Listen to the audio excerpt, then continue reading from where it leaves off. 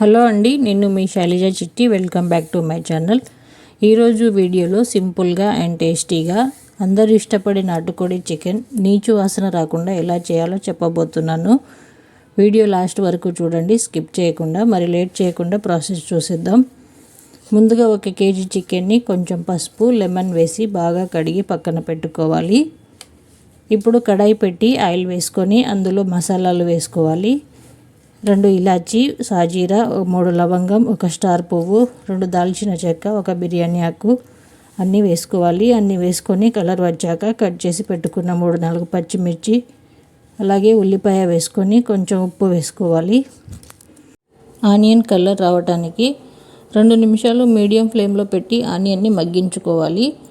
Onion colour వచ్చాక tomatoes కూడా వేసి మగ్గించుకోవాలి. టొమాటోస్ వేసుకోండి. టొమాటోస్ మగ్గడానికి ఒక 2 మినిట్స్ పడుతుంది. మధ్య మధ్యలో కలుపుతూ మగ్గించుకోవాలి. టొమాటోస్ మగ్గిన తర్వాత ఇప్పుడు చికెన్ వేసుకోండి.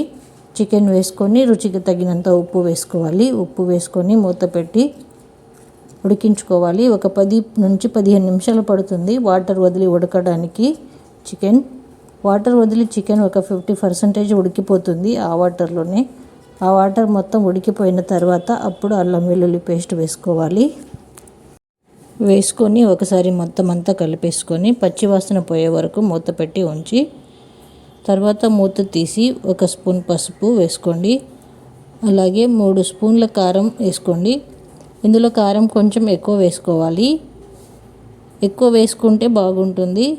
అలాగే 2 స్పూన్ల ధనియా పౌడర్, 2 స్పూన్ల గరం మసాలాలు వేసుకొని మొత్తం కలిసేలా కలుపుకొని మూత పెట్టి మసాలాలు మాడి ఆయిల్ వదులుతున్నప్పుడు ఒక 5 నిమిషాలు లో టు మీడియం ఫ్లేమ్లో పెట్టి మసాలాలను మగ్గించుకోవాలి.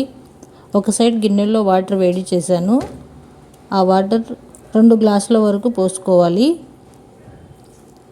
మళ్ళీ ఇప్పుడు మూత తీసి ఒకసారి కలిపేసుకొని ఇప్పుడు వాటర్ పోసుకోవాలి. చూడండి కర్రీ ఎంత బాగా ఉడికిందో. ఇలా ఉడకాలి. ఆయిల్లోనే మొత్తం అంతా ఫ్రై అయిపోయి ఆయిల్ సపరేట్ అయ్యి కింద కర్రీ అంటుకుంటున్నప్పుడు ఇప్పుడు వాటర్ యాడ్ చేసుకోవాలి. వాటర్ యాడ్ చేసి మూత పెట్టి మీడియం టు హై ఫ్లేమ్లో ఒక 15 నుండి 20 నిమిషాలు ఉడకనివ్వండి.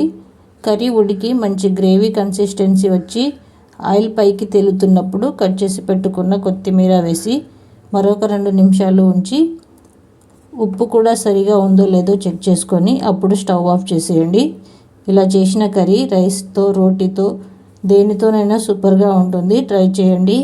ట్రై చేసి మీ అభిప్రాయాన్ని కామెంట్లో తెలియచేయండి.